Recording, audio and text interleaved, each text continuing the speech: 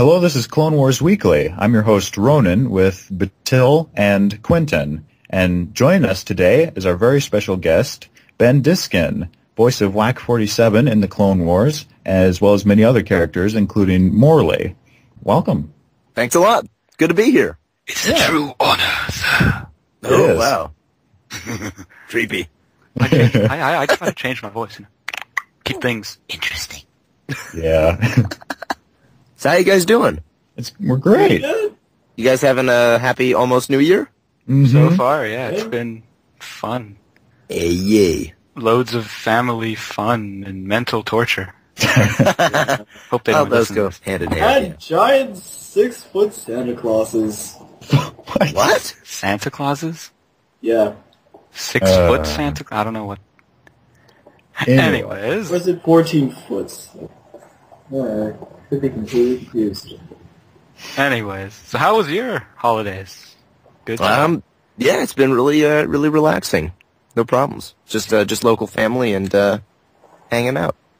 See, your voice even kind of sounds like whack right now. It's like, Yeah, it does that. so awesome.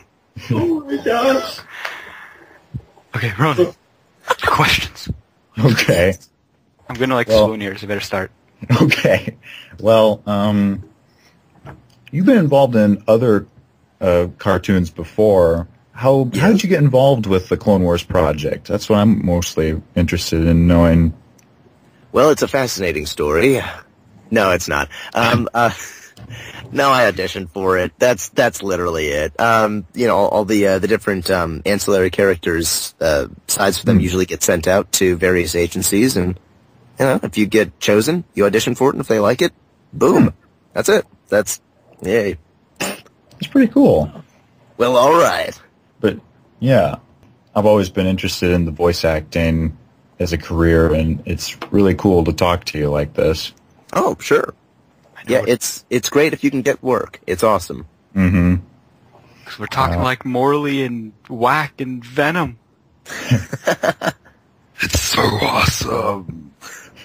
Thank you.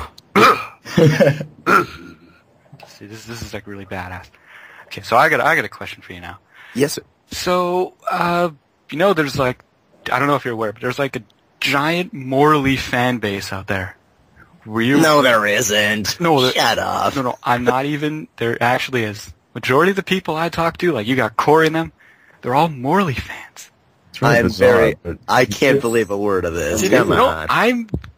I'm really not. It's just such a It's unique crazy. character that came out of nowhere, but You'd actually be surprised how many Morley fans there are. Yeah. I would. I legitimately would. I'll make a Facebook page and I'll show you this, but there's tons of Morley fans. Wow. Mm-hmm. I'm going to go out on a limb, and I'm just, correct me if I'm wrong, and say, not as many Whack fans. Just a guess. You'd be amazed. That shames me because I love Whack. I think you might be the fifth person to tell me that you like the character against 500 people who are like, I hate this son of a beep. I don't know why. I don't. Really sad because Whack is actually really good, and Yeah. that's my honest opinion. He's fantastic. He's You a did a fun great guy to job voicing him. He's Thank you. funny, but he makes a great character for the story as well. So Yeah, this is a neat little arc because they're really trying to do something different with this one, and I think Right. that kind of rubs people the wrong way because it's not exactly the way the other episodes have been, and it's kind of taking a break. It's more comedic. It's not as flashy. So I understand, but I think it's a good idea that the show's creators are still trying to innovate and still trying to do different things. So to me, I think it's all good. I agree 100% because not every episode has to be super action-packed to be entertaining, in my opinion. And No. I've loved this particular story arc. So I'm glad. I hope it continues to be good because I honestly don't really remember what happens next. Something about Gregor. That's about it. Something about Gregor. Yeah. Okay. Hopefully. And I got one more question for you. Yes. Will we see you returning in future seasons to the show for voice acting wise? Yes, I play a medical droid, and if I'm not mistaken, I think I do almost the exact same voice. So you'll pretty much go, it's that guy. Oh, wait, do you show up as Whack again? No, not as well. Oh, my dreams have been crushed. Well, Quentin, do you have any questions? Yes, sir. How does it feel to wake up and be you? I thought I was going to ask that question, but I ended up asking anyway. You know, it's a dark and dreary path, being a guy who stands in front of a microphone and gets paid to do wacky voices, but somehow I slog through it, and, I'm happy to be me. It's fun. Yay! Well, we're happy you're you, Awesome, too. sir. Yay! 'Cause you're an awesome person. Well, thank you. Boy, I'm glad I did this interview. This is very uplifting. it is, isn't it? We try to do that, try to bring that out in the people. We're not always this brightening. Well, I have another question. What is it like voicing the character of Whack, and is it difficult to put emotions into a droid? Let's see. Well, vocally, it's very easy on me. It's just my own voice pitched up a bit. Right. But playing any kind of a robot, there's a tendency to speak robotically, and with this show, they have like the really robotic droids such as, R2-D2 that just make beeps and boops, but even they have an emotion within the noises that they make. So it's kind of like, it's about finding a balance between sounding like a robot, but not being completely devoid of emotions, because nobody really wants that, and it doesn't really even fit within the Star Wars universe, except in very specific cases, I think. That's an excellent way of describing it. Intriguing. That was enlightening. I got a question for you, actually. Yes? So, do you have any other favorite Clone Wars characters, or is like Whack like your number one? Oh, boy. Or is Morley your number one? Wait, are you talking about ones I've played, or just characters like on the overall? Overall characters. Yeah. Oh, boy. You know what I really actually am digging is Sam Witwer as Maul.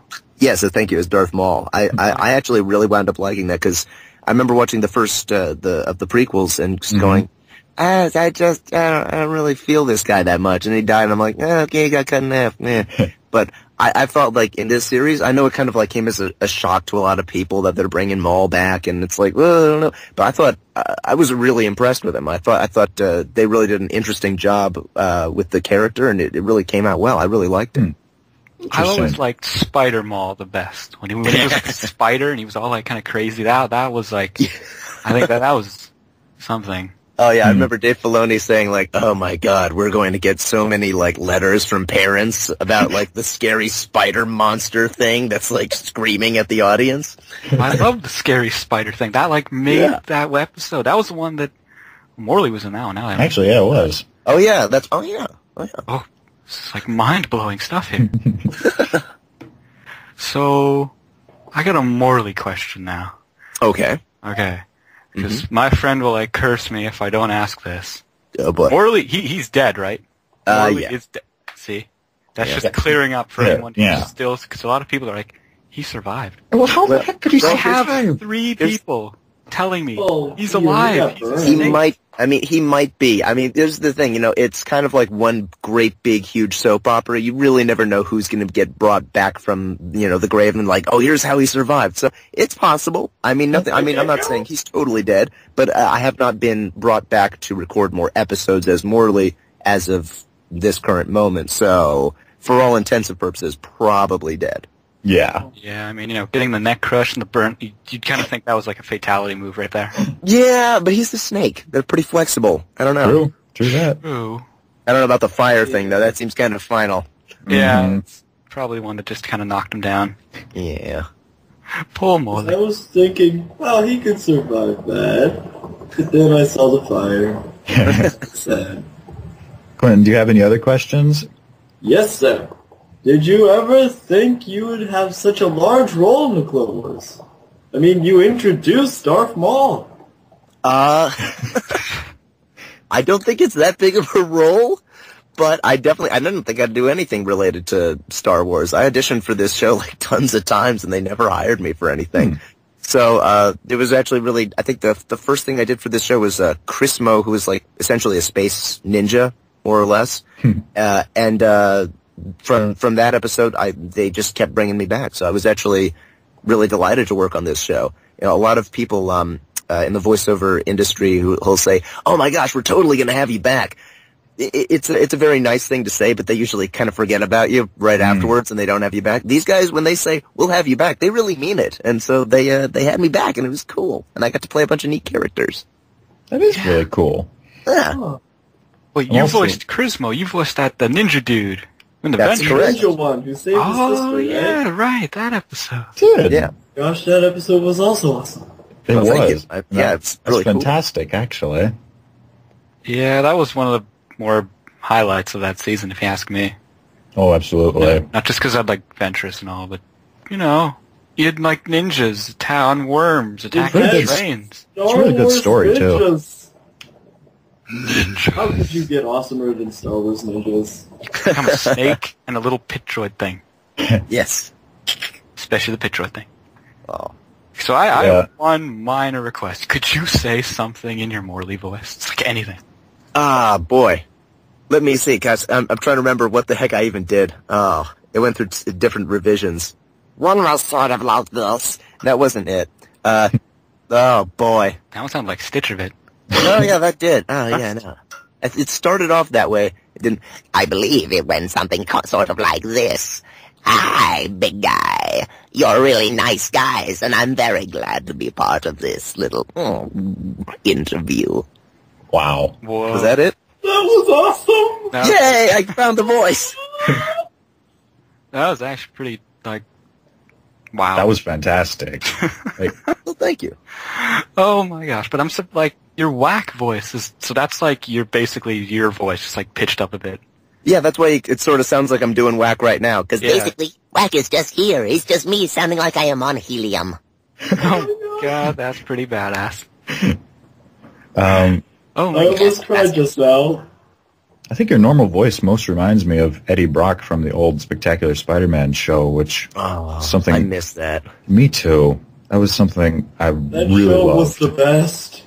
That show was super sick. I mean, I'm so sad that it went, and it's one of those things where it was nobody's fault. It was just, you know, Disney bought Marvel and Sony owned Spectacular Spider-Man, so Splitsville. Yeah. But, you know, that's, things happen, but, you know, at least we got 2 really good seasons. That's how Absolutely. I look at it. Yeah. But yeah, it is a shame that like all like the good Spider-Man shows, they seem to like cut them and then they bring out new ones and they're not as good as the ones they cut, but then the new ones go on for like a long ass period of time. It's just like, Well, yeah, oh, Oh well. they're What can you doing do stuff, about it? You know. yeah. I have another question, I think. Yes, Q? I think. I'm going to call you Q because that's what it says. It says your name is I'm Q. I'm Q. Thank you, That's sir. him there as the recorder too. He's like 2 people. Oh my god. It's I like exist in Quinception. 2 realms! What is your question, Q the How recorder? did it feel working with people like Sam Witwer and And Nika Futterman. Dave and yeah. Let's see. Well, I know Nika, she's with my agency, so it's just nice to see her. That's just kind of cool. Mind-blowing. And Sam Witwer, oh god. See, I suck whenever it comes to like celebrity voiceover recording people. I look at him and I'm like, I know I'm seeing you from somewhere, but where was it? And so I'm looking at him and I like snap my fingers like, oh my gosh, dude, you were Doomsday on Smallville. That's what that was. Cool. And I'm like, oh, it's so neat that they brought him in here. Like, it doesn't dawn on me that it's like, oh, I should probably like give a little bit more respect to, you know, this person who's kind of famous and stuff. I'm like, no. I did the same thing to, oh boy, what's his name? Oh, I hate when I do this, when I just draw a blank of people's names. Clancy Okay. Brown? No, not Clancy Oh, Brown. I I know, don't know what. I know Clancy, jeez. No, I'm, okay. I'll just tell you who he's played and then you'll go, oh, it's, bleh. Okay. Freddy Krueger. Robert Englund. Englund. There we go. Holy crap. So, yeah, I looked at Robert Englund. I thought I'd worked with him before. And I kept talking to him like, who's this guy? I know I've seen him somewhere. What have I seen him on? And I thought we just, you know, bumped into each other lots of auditions. No, I've just seen every single Friday, the Nightmare on Elm Street movie. And I'm just talking to him like an idiot. And then I'm like, oh gosh, I'm really sorry. You're Freddy Krueger. I didn't even realize it. You do a good job as Vulture, though. Thanks for being on Spider-Man. I'm so sorry. Mhm. Oh my god. But yeah, no, it's always good working with really pretty much anybody who turns in a good performance, whether it's somebody who does mostly on camera work or somebody who's mostly voiceover. When you're working with real professionals, it makes your job easier. It makes the experience more fun. So yeah, generally speaking, it's just a really great experience, especially on Clone Wars. We really don't have too many, people who don't really know what they're doing. It's a lot of experience in the room. That is interesting. That sort of leads into another question I was actually going to ask, but I wasn't sure if I should. It was just, who's like your favorite person to work with on this? Because there's a ton of amazing talent in these, including yourself. So, well, let's see. I guess, well, first of all, I got to say that I don't like to play favorites. But if I had to just be stranded on a desert island with one person, no, it would probably be D. Baker because the clone. He's that guy. Well, the clones, the monsters, everything. He's extremely talented, really nice guy. I worked with him for several years on Codename Kids Next Door for Cartoon Network. Yeah, he's You just were on that show? yeah. I played number 1 and number 2 on that. Childhood. God, that was my childhood. Oh, You were cool. my hero. Well, thanks. That's kind of why Wax sounds sort of like number 2. Holy crap. wow. This is like... My mind is just like... Oh, I'm so sorry. I'll help You're you put it back number together. 1. Yes. Of course I'm number 1. Holy crap. Whoa, guys. It's I like, think I started crying. Oh, I'm sorry. he's number 1. Amazing. I'm terrible. I should have done more research. I'm like... Yeah. That's okay. It's better than too much research. People going like, who did you play in Street Sharks? Like, I don't think I was... IMDb says it was Smart Slobster. Okay, that's not accurate. I don't... Oh, God. Kind So, really, no, that's fine. I don't mind. Holy crap, he's number 1. And you better believe it. It's like my childhood, man. That was like... Wow. That show made me not want to be a teenager, actually. I was worried you were going to say, that show made me a man. Like, how did that happen? Oh, weird. Okay, but... So, we actually... So, in honor of you being here, we actually... We were practicing our Morley impressions. Okay, I'd like to hear it. Sure. Okay, Oh, no. so we each go. Okay, Ronin, you go first. I'm Morley. That's terrible. I did it better earlier. Okay, Quentin, you go. Wait, what? Do your Morley. Okay, Go. but I'm in the mix of the master. Do it anyway. But he is Morley. Do it, boy, do it. I say, It's fine. I'm Morley. Hi. Okay, here we go. I was so scared, I'm sorry. Okay, here we go. Wait. I don't want to do it now. I'm nervous now. Dang it, sir. Already cleared your throat. Okay. I'm Morley, and I'm going to eat your children. What? That was probably the That's actually pretty best, good. actually. Yeah. I actually thought that was good. I don't even know what I'm saying because I'm too... It's too nerve-wracking. It's hard to obviously do better improv, at it. I know. Yeah. It's extremely difficult. I still can't get over. He's number 1. Like, this is just like blowing my mind to like new levels of insanity. It's weird because, when we were recording Kids Next Door, the creator and director Tom Warburton would always tell us all these like kids that he was meeting who were like huge fans of this show. And I'm an assistant karate instructor. We teach a lot of kids. None of them had even heard of it. And I'm going like, what? How is this guy running into kids just like on the street or wherever I'm assuming he meets these kids going like, oh my God, I love number 1. This show's really great. And I'm like, I don't know. So this is always weird and kind of like surprising to me when I hear people go, oh yeah, I grew up with that show. I like that show. So that's kind of cool. Yeah, that show, man. That man. Now I feel old. Anyways, Whack. I'm 30, I love Whack. so I don't feel too old. Whack is awesome. Like, oh well. He is, really, and Whack, it's yeah. been a complete honor to meet you. Well, thank you. It's been fun being here. Ow. That's a tough voice to do. That hurts greatly. I always try to do these voices in the podcast, keep things Interesting. Yeah, but Always a good idea. I just call people sir. You just call people sir? Yep. kind of like his thing. Okay. and I'm the host. What? Mhm. I should try to do my Stitch voice. Yeah, do your Stitch voice. Okay, wait. He's all like, what's like a Stitchy thing? He's like, oh, Yeah, bloody hell. that's good. Good. Yeah.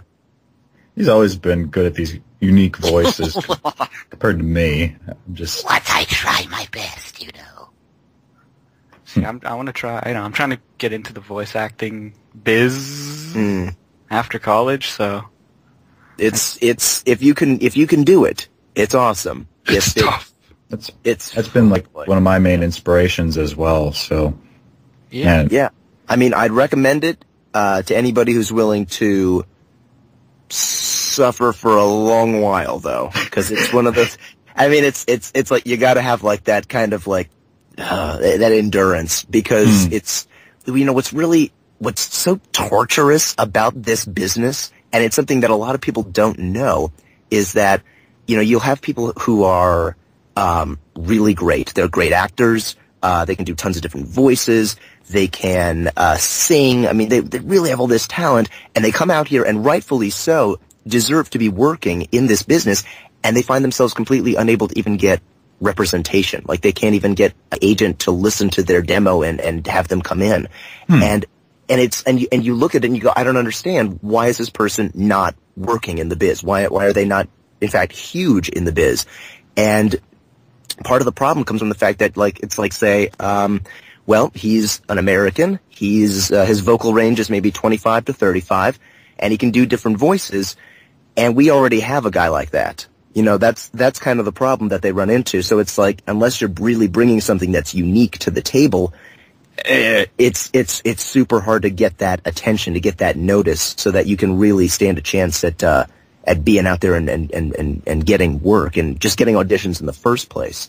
So, it's like, it's torturous, and it's so unfair, but it's kind of like, well, that guy was here first, and he's been doing this a while, and you're not really, oh, great, you can do that impression of Sean Connery. Okay, that's awesome, but we already have a guy who can do that. In fact, we have about 10 guys who can do that. In fact, we have about 20 guys who can do that, and there's already one guy who's doing it professionally. The rest of them are just kind of screwing around just for fun. So it's like, unless you're really bringing something that nobody's ever heard before, or something that's really unique. Like, for instance, if you came from, say, England, and you had an authentic British accent, that kind of thing. Well, we don't have too many people over here who are officially really English and really speak with a real accent. So for all of those roles where they need an authentic Brit, hey, you're a viable commodity. You're something important. But over here, boy, it's tough. It's just really tough to differentiate yourself enough and actually have, like, useful voices instead of just something that nobody's ever going to hire you for. So it's finding that weird balance of being needed and not being so completely weird that nobody's going to want you. It's just, I mean, like I said, if you can get work, oh my gosh, the work itself is great. It's a blast. It's so much fun. You work with incredibly talented people who are really funny, really nice. It's just great. But just getting your foot in the darn door is just, it's hair-pullingly frustrating at times. is this coming from experience or? Oh yeah. Well, I mean, I've been doing voice acting since I was 6 years old, technically, I'm 30 now, so call it about 24 years. If you really want to get specific, my first animated series I did when I was 10, so 20 years, and I'm still not a big name in this industry at all. So that's, I have the advantage. My parents live here, so I could live with my parents for most of that. I didn't have to, come out here and get an apartment and get a job to pay for said apartment, and it's, and worry about how expensive it is to live in Los Angeles. I was able to just focus on my craft, and to this day, I'm still not big. So, it is, yikes. It is terrifying. And I see so many people come out here who are talented, who get in with, like, for instance, with my agency, I'd see them there, and after a few months, they'd be gone, and I'd say, what happened to this guy? And they say, well, he had to move back home. It wasn't working for him. He wasn't able to get enough jobs, and that's it. And it's depressing and it's frustrating. And I mean, I still recommend this kind of profession if you can pull it off. It's great, but yeah, it's everything from agonizing to absolutely pleasurable. Well, let us be the first to mention that you are fantastic at what you do, and I hope everything works out for you in that regard. Appreciate that. So you say you got into voice acting around age 6? Mm-hmm. Yeah, I couldn't read yet, so my agent would have to, like, tell me what the words were, and I'd have to read it back to him. Wow. Whoa, that's crazy. It's like mind blowing. Oh my God! In that case, Not you probably again. got a head start on us. Yeah, probably. That time doesn't really matter in the end. It's, you know, who knows you and how good you are. So yeah. Because keep in mind, most of that is, you know, me as a kid, which means that they're hiring you for your little kid voice, and that's about it. So yeah, you know, take that with a grain of salt, really. Mm-hmm. Interesting indeed. Well, it's been amazing having you on our show, and thank you for coming. Yeah. My pleasure. Thank you so much for having me. You've been amazing and one of my favorites on the show so far. Well, thank you, Hugh. Quinton. Thank you. Alrighty. It was a Farewell. pleasure. Guys, later. May the force be with you. Farewell, Corporal. And to you as well. Bye. Bye. And that's it for Clone Wars Weekly for this week. Tune in next time when something happens. Read Skrillex. No. Yes. Yeah, we do. Ta-da! You're like